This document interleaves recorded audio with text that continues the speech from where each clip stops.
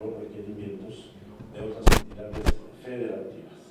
Sin embargo, se requieren hacer mayores ajustes al presupuesto de egresos de lo que falta de 2017 y de 2018. Y esto implica hacer una revisión del gasto destinado a los tres poderes de la Unión y a los órganos autónomos constitucionales, y identificando rubros muy puntuales en los que pueden hacerse reducciones al mínimo indispensable en temas como comunicación social, publicidad gubernamental, gasto corriente, todos aquellos que no se consideren como gastos prioritarios al cumplimiento de los objetivos en los que va desde los servicios de telefonía, los gastos médicos mayores, viáticos, viajes internacionales, gasolina, adquisición de vehículos. Y por supuesto, aquí hay una discusión que ha rayado en la demagogia, que es lo de la reducción de los recursos destinados para el financiamiento de los partidos políticos, tanto en sus gastos ordinarios como en las prerrogativas que tienen programadas para las campañas federales. Por supuesto que hay que hacer una reducción significativa y espero que la mayor parte de los partidos políticos aporten los gastos ordinarios que tienen para el presente año a la creación de este fondo, pero lo importante es delimitar la reducción de lo que serán las prerrogativas para el desarrollo de las campañas electorales de 2018. Ha habido quien ha señalado que deben eliminarse el financiamiento público a las campañas. Bueno, ha habido excesos, quien ha planteado la eliminación de los diputados de representación proporcional, reducir a un solo representante por entidad del Senado de la República, en una posición de regateo como si fuera una subasta, a ver quién se quita más. Y es una situación no solamente demagógica, sino un planteamiento regresivo. Demagógico, en primer lugar, porque ya inició el proceso electoral y no se puede hacer ninguna reforma electoral respecto al proceso electoral del 2018. Y cualquier reforma de esta naturaleza entraría en vigor hasta 2024. Están engañando con esta simulación a la población. Pero además sería una regresión enorme, no solamente el establecer que la fuente de financiamiento de los partidos y de las campañas electorales se redujera a los financiamientos de particulares. Eso es entregar la política y los procesos electorales no solo a los poderes fácticos, sino incluso a los poderes delictivos. Y esto llevaría a que la tercera parte del territorio nacional quedara en manos de los grupos delictivos, la representación del gobierno y de los órganos de representación.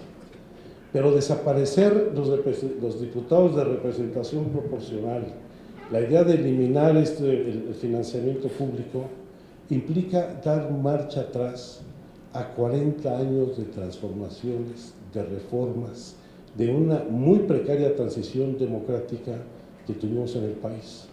Es regresarnos a 1976, 1977, donde usted recordará, en el 76 fue tal el nivel de descrédito del gobierno federal que José López Portillo fue candidato único a la presidencia, porque ninguno de los partidos con registro en aquel entonces participó en los procesos electorales al no existir garantías para una elección equitativa.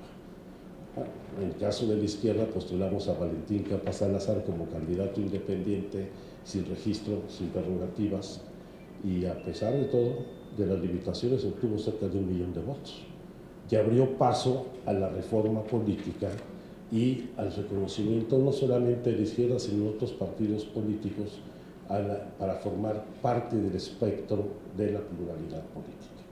Y la figura de los diputados de representación proporcional, que dejó atrás la figura de diputado de partido, fue justamente para reconocer la pluralidad política de este país, que luego nos llevó a otras discusiones, como por ejemplo eliminar la cláusula de gobernabilidad y la sobrerepresentación de los partidos, porque ustedes recordarán cómo en 1988 Salinas, con menos del 50% de la votación, tenía el 90% del Senado y el 60% de la Cámara de Diputados. Y el incremento del número de diputados de representación proporcional se dio justamente para buscar acercarse a la representación proporcional plena. Esto que se está planteando, aparte de demagógico, de alentar la cultura de la antipolítica, significaría regresar a las etapas del autoritarismo, en donde ahora se entregaría la política y las elecciones al sector privado, a los poderes fácticos y a los poderes delictivos. Yo por eso creo que hay que remontar esta situación demagógica, sí crear este fondo, pero en el caso de los procesos electorales, dejar los recursos mínimos indispensables para garantizar como fuente de financiamiento fundamental el financiamiento público y evitar que sean los particulares quienes tomen decisiones políticas en este país. Ahora, en esta propuesta del Fondo de Emergencia para la Atención de Damnificados, de la Recuperación y la Reconstrucción, se debe de tener como prioridad, lo decía yo ayer en mi intervención, la protección a la vida, la salud, la alimentación, la vivienda y la integridad y respeto de los derechos humanos de todos los damnificados.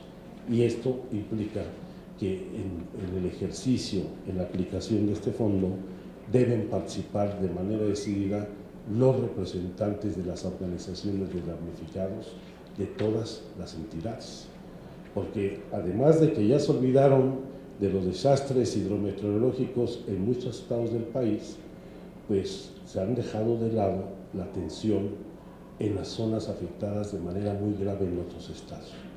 La rentabilidad política en la ciudad es muy grande, pero Oaxaca, toda la zona de Espinal, de Ixtepec, de Juchitán, de Tehuantepec, está devastada. Chiapas tiene más de 56,000 viviendas dañadas o perdidas en un territorio de una gran dispersión. Los problemas, en el caso de Guerrero, no se han resuelto.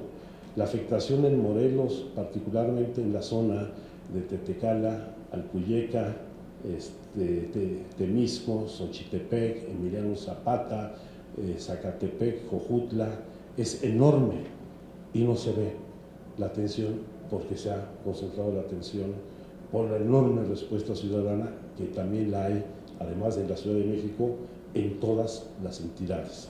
Porque también, como lo hemos visto, pues en Tetecala ha llegado gente de Hidalgo, de Tlaxcala, de Puebla, de Veracruz, de Guerrero a ayudar, como ha sucedido hasta en las comunidades más remotas de todas las entidades. Un fondo, sí, de emergencia que no requiere de forma constitucional, que requiere de la decisión del Senado con estos criterios de aplicación, lineamientos precisos y control y fiscalización ciudadana. Pero a diferencia de la iniciativa del PAN, esta iniciativa de decreto no se concreta solamente en la atención de los recursos. Son otros los problemas que ha puesto en evidencia esta situación. Y habrá que tomar decisiones muy puntuales. Por ejemplo, la autoridad local debe asumir el control de los predios y los inmuebles dañados. Y en este control debe garantizar los derechos de las personas, tanto en su propiedad como en la atención a la pérdida de su patrimonio.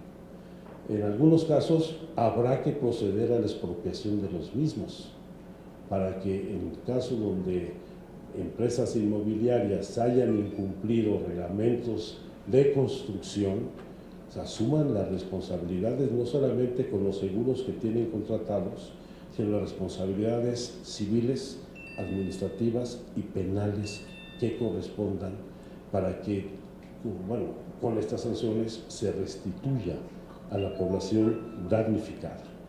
Tiene que establecerse un programa de vivienda en arrendamiento para que las personas damnificadas, en lo que se construye su vivienda en el lugar donde estaban establecidos, puedan establecerse de manera temporal y garantizar que las empresas aseguradoras paguen los seguros no como ya estamos empezando a tener noticias, están evadiendo su responsabilidad frente a la tragedia.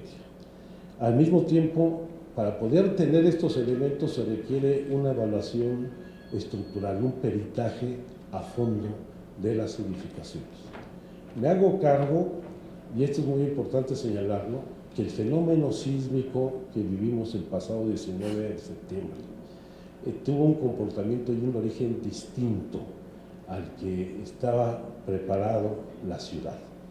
Por lo general, los sismos, y para eso se preparó todo el sistema de prevención en la Ciudad de México, provienen de la placa de Cocos ubicada en la costa del Pacífico, en donde hay una distancia de 100 a 160 kilómetros de distancia de los epicentros, lo cual ha permitido establecer el sistema de alerta sísmica, teniendo claro, por ejemplo, de que las ondas sísmicas se mueven a 4 kilómetros por segundo, lo cual permite, una vez que pasa la segunda estación de identificación, la onda sísmica, emitir la alerta.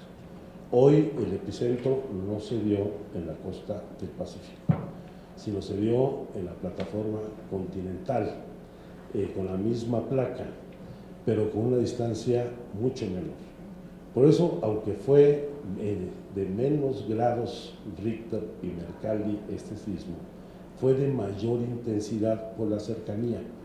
Por eso sonó simultáneamente la alarma sísmica al inicio del sismo, porque fue cuando lo registró la primera estación.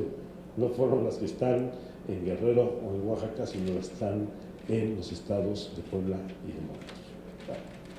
Y esto implica que habrá que revisar los reglamentos de construcción, porque, por ejemplo, hoy la zona afectada, además de la zona tradicional de transición de arcillas, como lo vimos en la delegación Cuauhtémoc en particular, en lo son las colonias, bueno, y en el Gustavo Madero, si ustedes se dan cuenta, me voy a referir esto a los actas de riesgo sísmico, las zonas más afectadas son las que ya estaban identificadas con mayor vulnerabilidad sísmica, como son el Gustavo Madero, la colonia Linda Vista, como es en la delegación Cuauhtémoc, además del centro histórico, las colonias Roma y la Condesa, pero ahora se extendió a la delegación Benito Juárez, en Narvarte, en la colonia del Valle, a Coyoacán, a Xochimilco particularmente, afectando gravemente a pueblos como San Gregorio, Tlapulco y Tláhuac.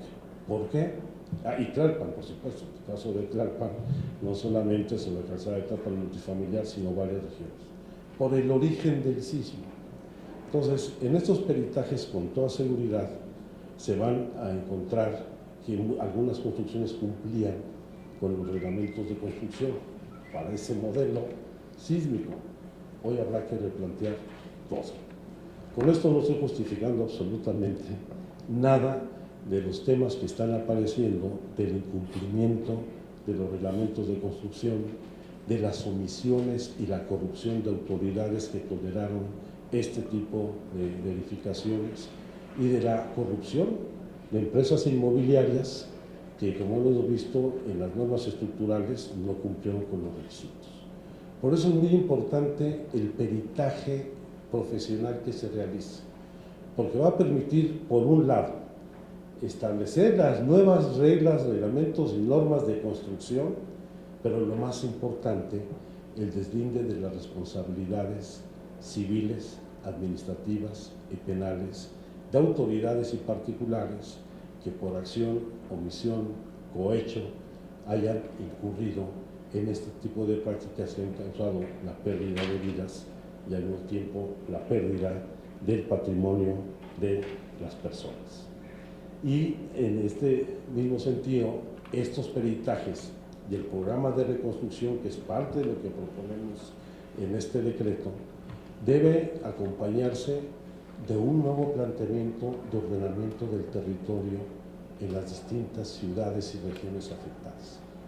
Porque lo que ha fracasado es el modelo de desarrollo urbano que se ha establecido en muchas de nuestras ciudades, y aquí tendremos que avanzar en una visión prospectiva de ordenamiento del territorio con una visión sustentable donde debe prevalecer el interés público sobre el interés de los particulares.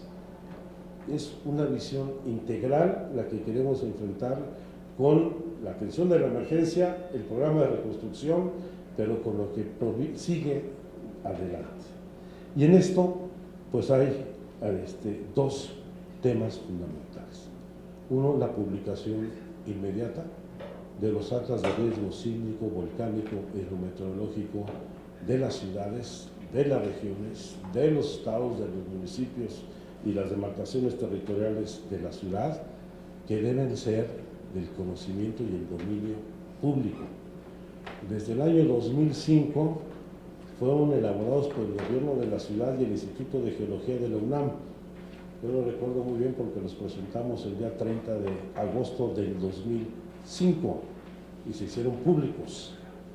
De entonces a la fecha se han gastado más de 3,000 millones de pesos en la conformación de estos actas y se han considerado como información confidencial. Si algo debe ser público, son los temas de emergencia y protección civil, y no hay justificación alguna para que esto no suceda. Pero también debe recuperarse todo lo que son los protocolos de actuación de la autoridad y de la sociedad civil en emergencias. Les voy a poner una experiencia personal. Aquí hay varios de los que participamos en la elaboración de un programa de atención a sismos de gran magnitud que elaboramos entre el 2004 y el 2005 en el gobierno de la ciudad, junto con el gobierno federal, particularmente con la Secretaría de la Defensa Nacional, cuando era entonces el general secretario, el titular de Defensa Nacional, Clemente Vega, en donde no solamente se establecieron con claridad las líneas de mando, que no hubo líneas de mando claramente definidas en esta emergencia, donde el mando queda a cargo de la autoridad civil. Es un asunto de emergencia civil, y al mismo tiempo se establecía no solamente una vocería oficial, que tampoco la hubo en este sismo, sino se definían con precisión las acciones que tenía que realizar cada autoridad. Por ejemplo, yo lo tengo muy presente, ¿en qué batallones del ejército se movían para el rescate? ¿Cuáles venían del campo militar número 1? ¿Cuáles venían del campo militar, en aquel entonces de Cuernavaca? ¿Cuáles venían de Puebla? ¿Cuáles venían y qué zonas atendían? Pero, por ejemplo, a cada servidor público de la Ciudad de México se le asignaba una tarea, estando al frente el jefe de gobierno. La Secretaría de Gobierno tenía que atender directamente las afectaciones de los grupos damnificados. La Secretaría de Turismo se encargaba de atender a todos los turistas que estaban en la ciudad. Salud no solamente veía los temas de los servicios de salud públicos, federales y locales, sino la relación con el gobierno, con los particulares, con los hospitales privados. La Secretaría de Obras se encargaba de inmediato de las tareas de rescate en los edificios colapsados, donde teníamos el inventario de maquinaria y equipo de empresas privadas y del sector público ubicado para atender la emergencia. En fin, se había un protocolo de actuación puntual que no aplicó. Está muy bien el C5, no sé por qué está en San Lázaro, que es una de las zonas de mayor vulnerabilidad sísmica. Nosotros lo teníamos ubicado en la planta de asfalto de la avenida de Limán, que es una zona volcánica de mayor estabilidad en el suelo y que tenía posibilidad de desplazarse a cualquier otro sitio y no haberlo puesto. Marcelo lo puso en el Zócalo, ahora se fueron al C5, que son zonas de alta vulnerabilidad sísmica. Pero desde estas cuestiones deben de revisarse. Y finalmente, la última propuesta de este decreto es la necesidad de ampliar la alerta sísmica a todo el país. Porque si bien nosotros estamos en la zona de mayor sismicidad, pues no es la única en la Ciudad de México. No hay alerta sísmica en la zona metropolitana del Estado de México. No hay alerta sísmica en Guerrero, en Oaxaca, en Colima, en Jalisco, donde son zonas de alta sismicidad. No hay alerta sísmica en Chiapas, en Oaxaca, que son zonas de alta sismicidad. Debe establecerse en todo el país, incluido los estados del norte, más con la falla de San Francisco, que prueba que efectivamente estados como Baja California Sur, Sonora, enfrentan este tipo de riesgos. Entonces, lo que estamos planteando no es un asunto demagógico, es enfrentar en serio y con medidas muy puntuales un conjunto de acciones donde es competente el Congreso, más aún porque hay que recordar que el Congreso forma parte del Sistema Nacional de Protección Civil. Hay representación de la Cámara de Diputados y del Senado de la República, y este tipo de acciones, a partir de un decreto, estoy convencido que pueden